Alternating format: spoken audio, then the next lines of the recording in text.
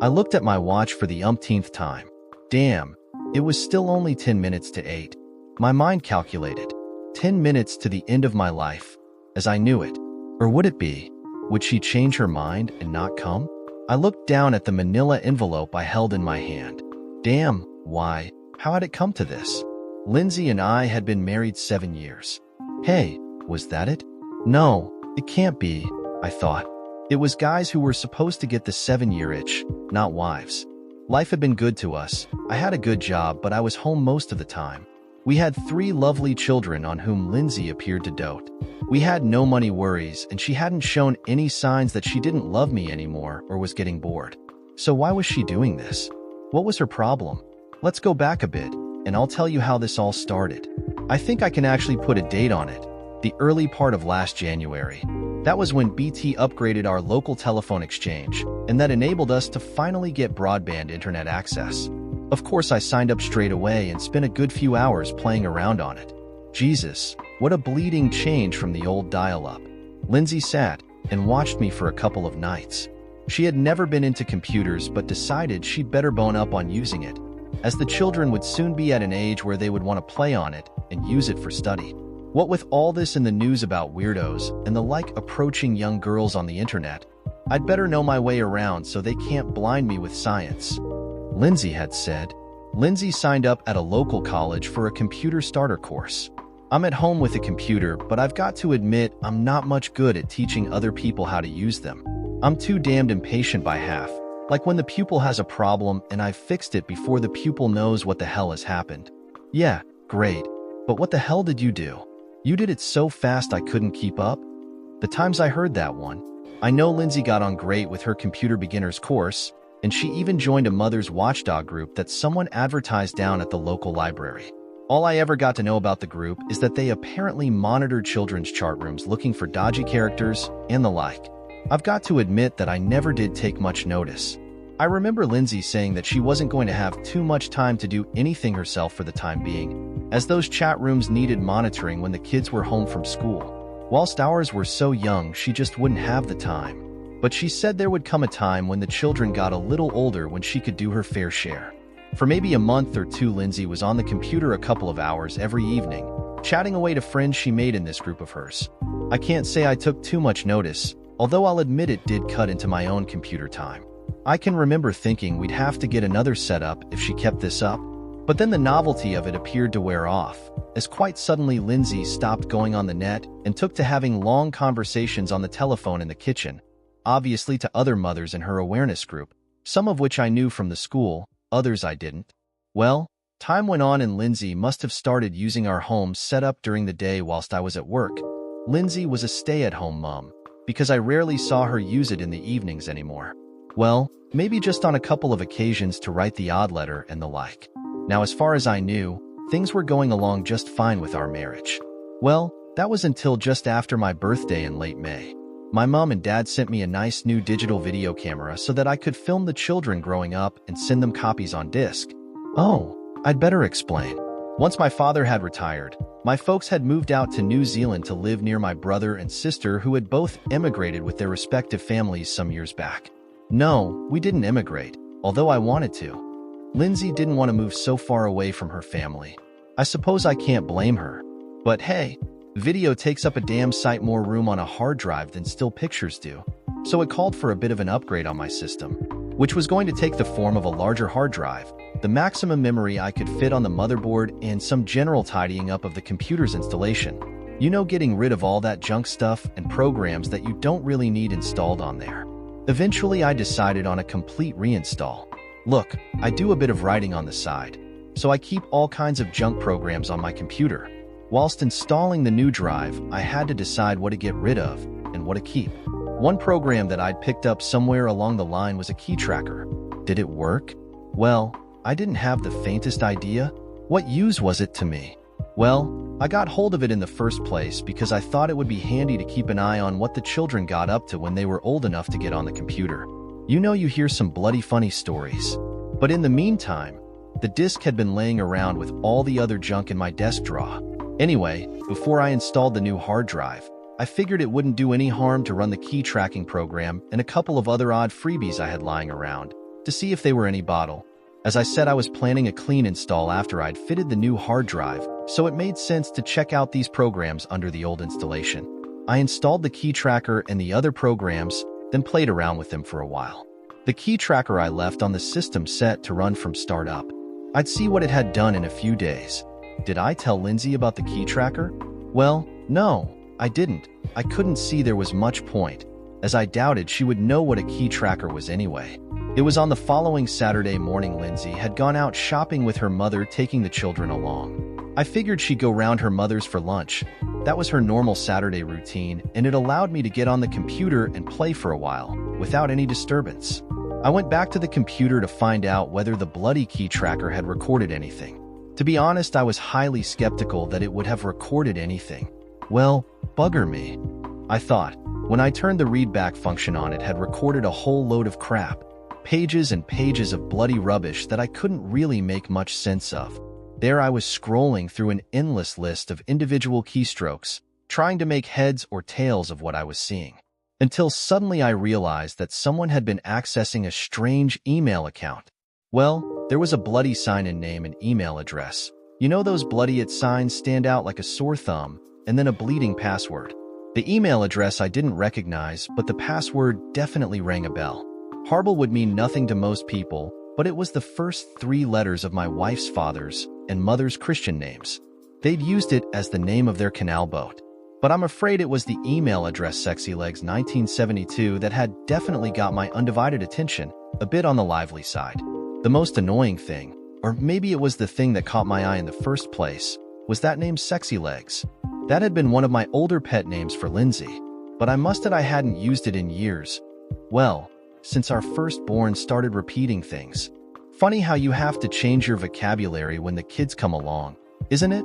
Pissed off, you bloody bet I was. Lindsay was not only the only other person who used our damn computer, but she was also 33 years old. Take 33 from 2005, and guess what you get? Yeah, you got it. 1972, the year Lindsay was born. Sexy Legs 1972.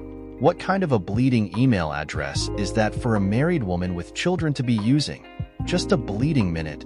I remember thinking, just who was Lindsay writing to using a name like that? I'll give you one guess as to what my next action was. Well, of course I logged on to the email host and did some snooping. Screw the bleeding key tracker. I didn't need that anymore. I was on the warpath and into that bleeding email account quicker than greased bloody lightning. Now if there is one thing that Lindsay has always been, then it's a bloody hoarder. A bit like me really, she hadn't deleted a bloody thing. Not one bloody email from the Pratt, by the look of it. All stored away nicely, were all of her emails to and from Dreamboat. I'll give the Dreamboat. I thought to myself, I ask you, what kind of a slimy castrated git uses a name like that? Oh, the castrated bit. Well, that's what he was going to be when I got my bloody hands on the bugger. But there was something that I discovered that I thought very odd at the time. All the emails he sent to her and copies of her replies to him had been forwarded to another address. Requital no, I wondered what the hell that was all about and why she had done it. The only idea that I could come up with was that she had another online friend, most likely a girlfriend who she was sharing the intrigue with. I read through all of the emails in turn, starting from the first ones. I found there were almost one each way every weekday since early March. I discovered from their contents that they'd obviously met in a chat room somewhere, and I gathered he'd persuaded Lindsay to set up this email address so they could keep in touch with a little more privacy. Apparently he was using a computer at his office, and he had to watch how much time he spent in the chat room. From what I could make of it, he'd suggested she use the name Sexy Legs. Lindsay must have told him that it was one of old my pet names for her in the chat room. His name, or so he claimed, was Gordon Merritt, and he was supposed to live about 80 miles away. There was no doubt in my mind what his ultimate intention was, right from the very outset. Of course, I had no way of knowing what he had said to Lindsay in that chat room, or what she had said to him, come to that. In his early emails, it looked to all the world like he was a sad guy looking for sympathy. He said little about her, other than complain about how his wife was treating him so badly. Mind you, he never was what you might call specific about what she was supposed to have done to him. Christ, you know the routine. My wife doesn't understand me. He just told Lindsay how he needed someone he could pour his heart out to, and it looked like Lindsay, being the softie she was, fell for it. I must say I liked the nice touch he had of telling Lindsay how lucky she was to have a nice guy like me as a husband. The bleeding a-hole. But then slowly as the weeks progressed, and Lindsay opened up her heart and soul to him, more and more of our personal details were relayed to him. I noticed a subtle change in what he was saying to her. It appeared that our Mr. Gordon Merritt was an old hand at this seduction lark. He'd pick out little things that, if taken out of context, could really make me sound like a right a-hole. Slowly these came to the fore, in the emails, and it appeared that with them came a change in Lindsay's attitude towards me. In the emails, that is. I had discerned no change in our home life whatsoever. By the time early June came along, if you read those emails you'd have thought Lindsay and I were 2 steps away from the divorce court. Well, to be honest, if what I assumed was going to happen did actually happen, we'd be 2 steps through the bloody divorce court door. Sure enough, in late June, this Gordon prick had told Lindsay he would probably have to come to our town on business before very long. Now why did I find that so bloody unsurprising? A few days later, he said he would be visiting sometime in the middle of July. He even told her what hotel he was going to be staying in, and he asked her if she would have lunch with him. At first, she was saying that wasn't a good idea, but he went on about how they could talk about their mutual problems, and very slowly at first Lindsay started saying that she might do it. Christ, I was hopping mad by the time I read that, and I had to force myself to read on. Christ, it was lucky Lindsay was out with the kids, or I think I would have been up before the beak in the morning. Then all of a sudden, there it was. Next Wednesday Lindsay was going to meet him, but not for lunch, but for bloody dinner at 7 o'clock in the evening, in the restaurant of his hotel.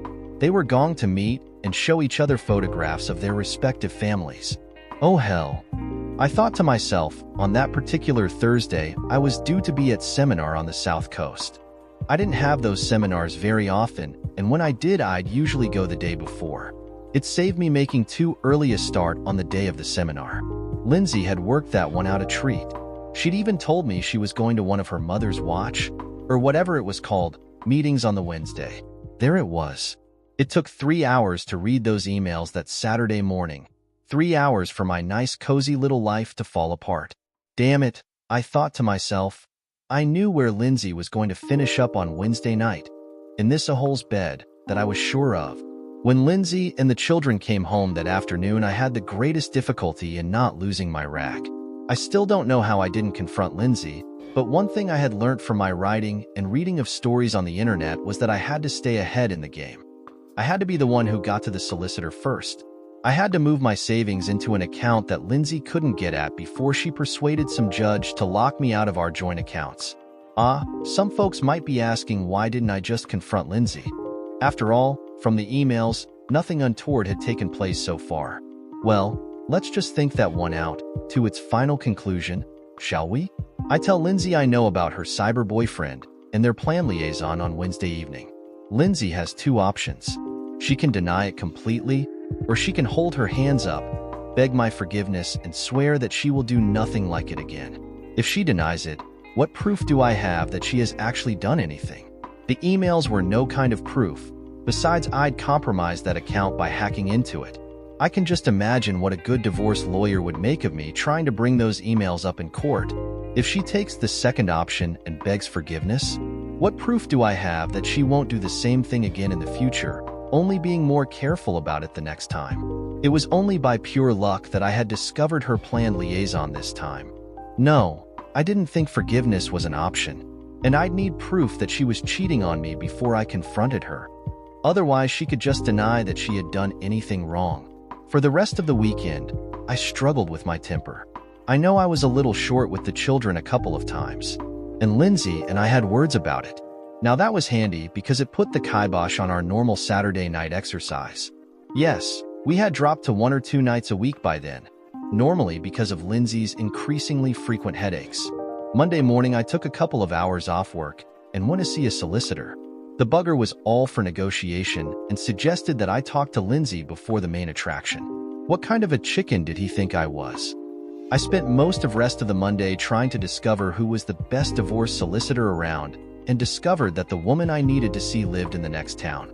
The trouble was, she couldn't see me until the following Monday, but a check in the post secured her services.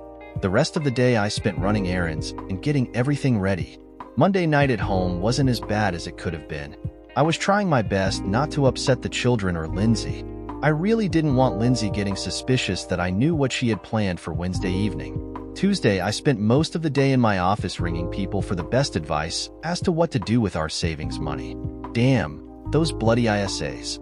The money Lindsay had in the one in her name, I could do nothing about, but I could shift mine out of the country at a moment's notice. I could do the same with our savings as well. There was nothing much I could do in the short term about my pension fund. I planned to make the call to set the changes in motion first thing on Thursday morning. I couldn't risk Lindsay using the bloody debit card and the thing being refused. Wednesday, I went to the office in the morning to clear a few things up. I didn't want to leave too many loose ends around for others to sort out.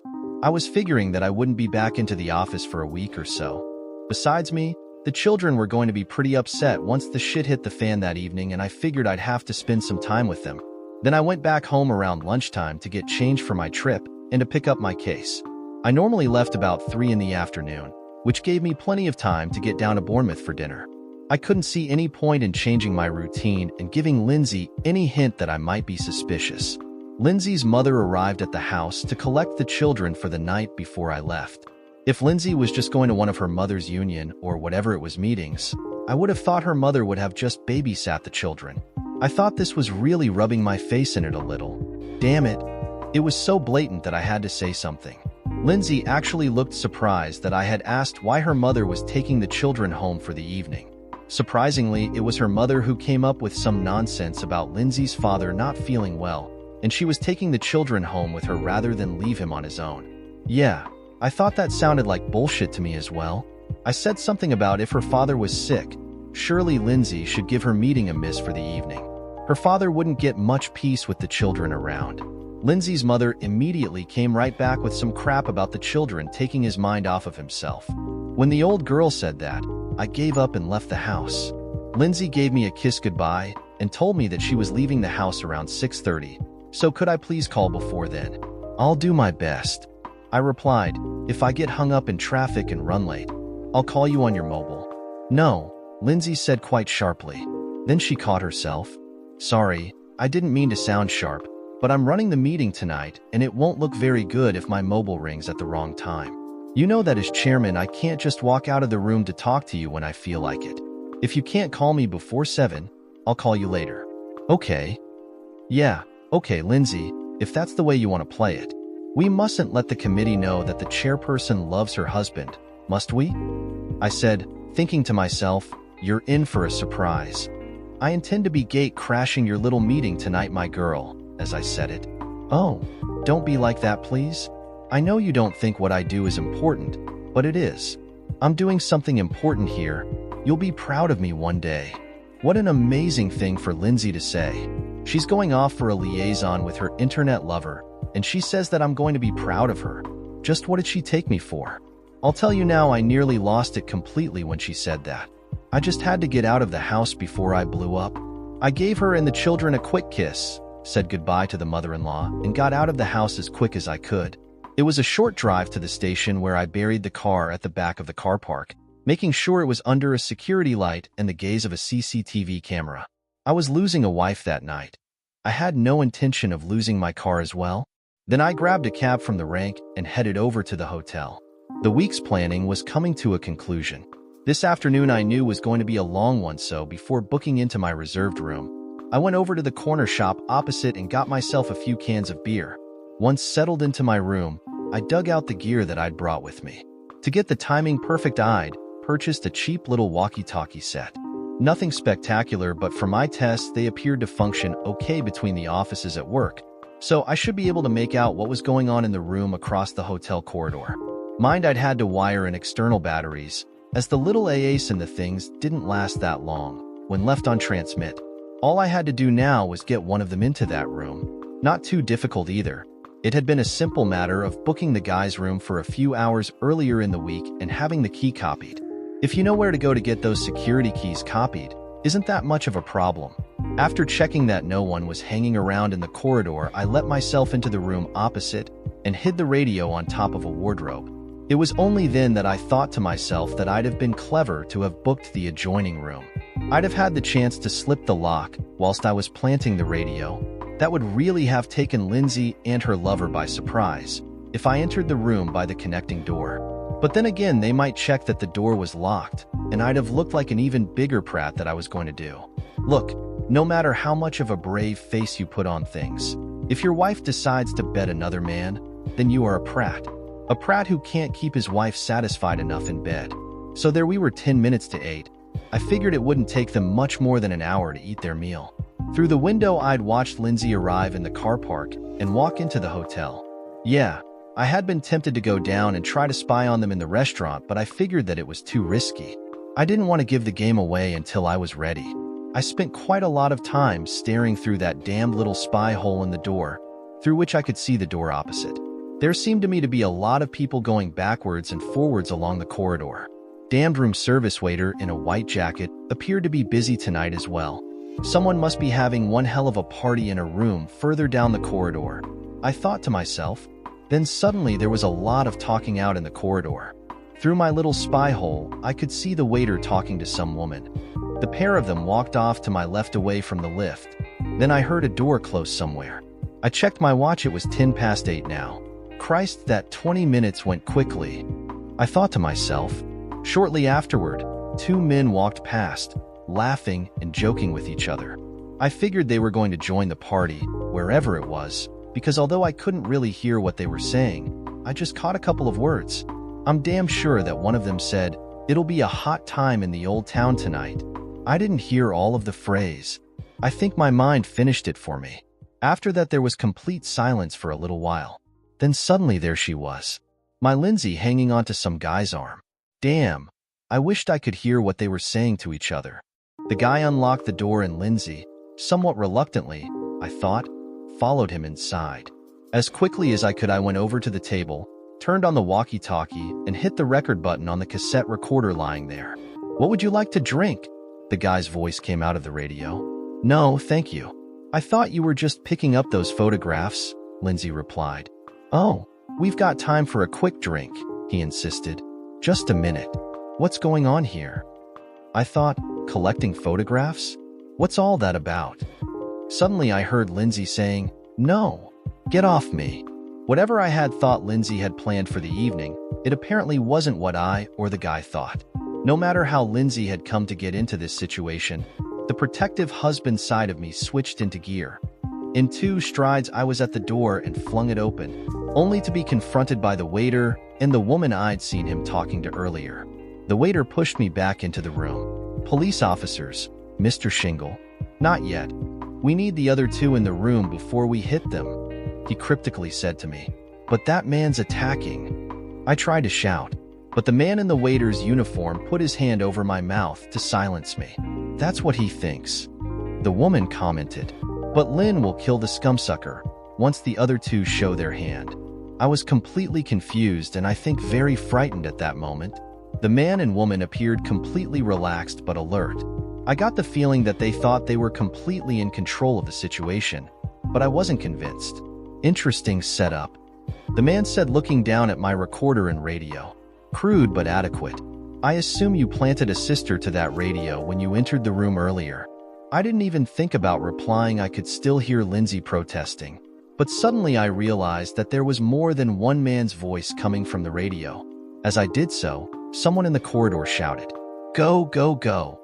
Then all hell broke loose. Through the still open door to my room, I caught sight of at least half a dozen men charging into the room opposite. "Police, stay where you are," yet another voice shouted. There were sounds of a pretty nasty struggle going on in the other room. "I've got this scumsucker. He ain't going anywhere." I heard Lindsay's voice come from my own radio. "You all right, Lynn?" a voice asked. I couldn't make out Lindsay's reply. There were too many people talking and shouting to understand what anyone was saying. The next thing, 3 men are marched out of the room in handcuffs and led away down the corridor.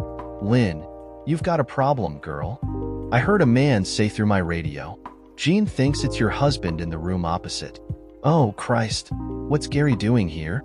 I heard Lindsay ask. "I hate to think," the male voice replied. But before he could say any more, The woman who'd entered my room had joined them. "He's got this room bugged," I heard her say. "Oh shit.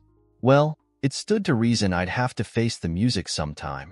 "Where is he, Jean?" I heard Lindsay say in a surprisingly calm and relaxed tone of voice. "Do you want me to talk to him?" a male voice asked. "No, thanks, Roger. Maybe I should have told him years ago." "What? He doesn't know you were in the service?" I heard Jean ask with a shocked tone to her voice. "No reason to ever tell him. I was invalid out of active service before we ever met," Lindsay replied. Then Lindsay, looking only slightly disheveled, appeared in the doorway of the room opposite. She had a very contrite expression on her face as she crossed the corridor and entered my room. It was only then that I realized the guy in the waiter's jacket was still hanging on to me. He disentangled himself from me, gave me a kind of embarrassed look, and left the room without a word as Lindsay entered. "Am I in trouble?" Lindsay asked, at the same time a coy smile coming over her face. "Well, I thought we were in real deep trouble, but now, I haven't got the foggiest idea of what the hell's going on, or why you are involved," I replied. "Sorry, Gary, it was a sting operation." The short explanation is that those guys had been meeting married women on the net, and then assaulting them together, Lindsay said in a rather nonchalant tone. "So, what the hell are you mixed up in it for?" I demanded. "Well, I'd heard some reports about their activities. Then one day I was monitoring a chat room on the net and I spotted this guy talking to a woman. I just had a hunch about the guy.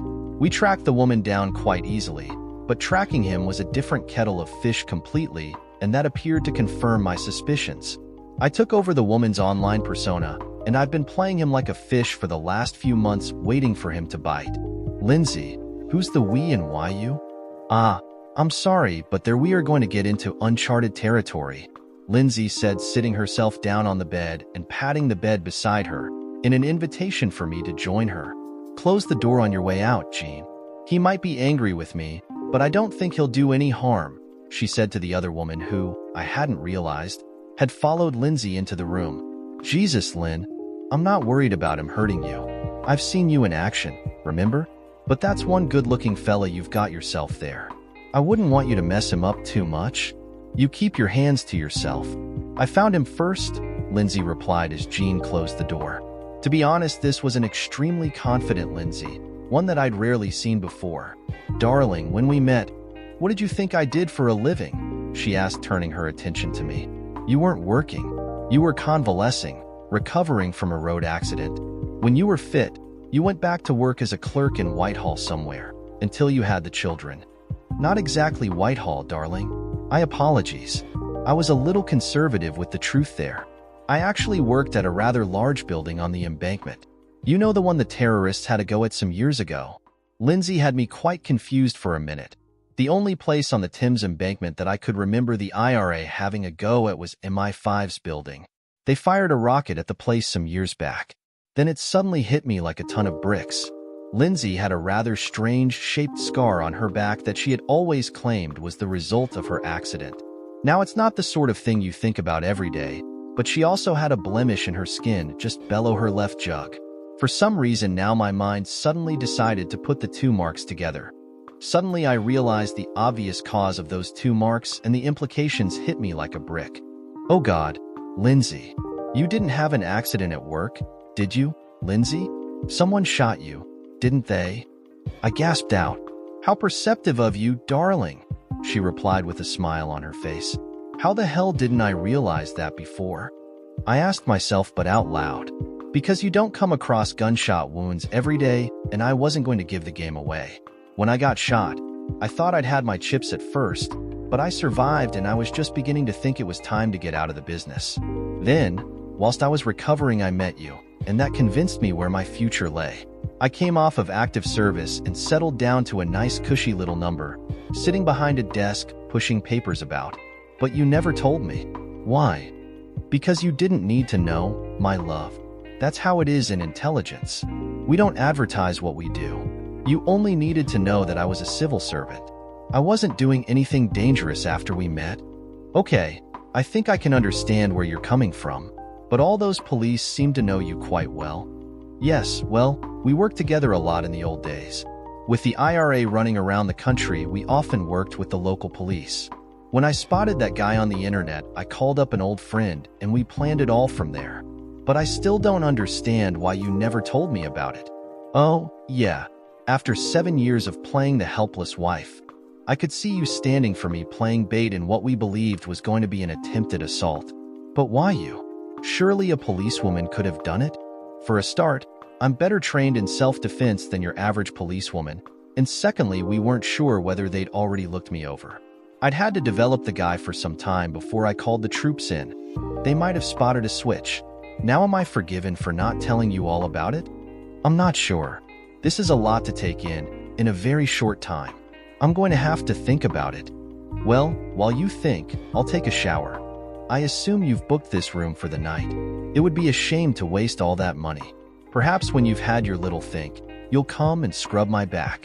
Or I could scrub yours. Lindsay got off the bed as she walked towards the bathroom. Damn it, I thought to myself, do I know the woman I married? But by then she was standing in the bathroom doorway smiling back at me. I'm buggered if I know her. I thought, but she sure knows me. I fell over whilst I joined Lindsay in the bathroom at the same time. I'm not sure what time it was when I woke up. Lindsay was lying in her side with her back to me. In the moonlight, I could just make out the odd-shaped scar on her back. Slowly, I ran my finger around it. That's nice, Lindsay whispered. Lynn, who did shoot you? I asked. A bloody yank. We were after some Irish guys who were smuggling drugs to finance the purchase of weapons for the IRA. Well, that's what they claimed. Personally, I think they were just normal villains hiding under the IRA's skirts. They make nice places for the crooks to hide. The Americans were after the same guys for smuggling the drugs. Neither of us knew that the others were onto these guys. When the shooting started, the Yanks were on one side and we were on the other, with the bad guys in the middle. I caught a stray bullet from one of the American agents' guns. The Yanks were pretty good. They sneaked in a helicopter and flew me out to one of their aircraft carriers. That saved my life. You see, neither the Americans or us were supposed to be on that island in the first place. Just like that, you were sneaking around on an island where you weren't supposed to be? Part of the job, my love. Someone has to do those kind of things. So what was your code name? 008? Don't be silly. James Bond is only in stories. We don't have numbers. We have letters. Mine just happened to be SYG. Is that where Sexy Legs 1972 came from? You cheeky man. You've been reading my emails. Lucky I did. Or I might never have known who I had married. Life goes on. Dear listeners, please share your thoughts in the comments section below, and don't forget to like, share, and subscribe.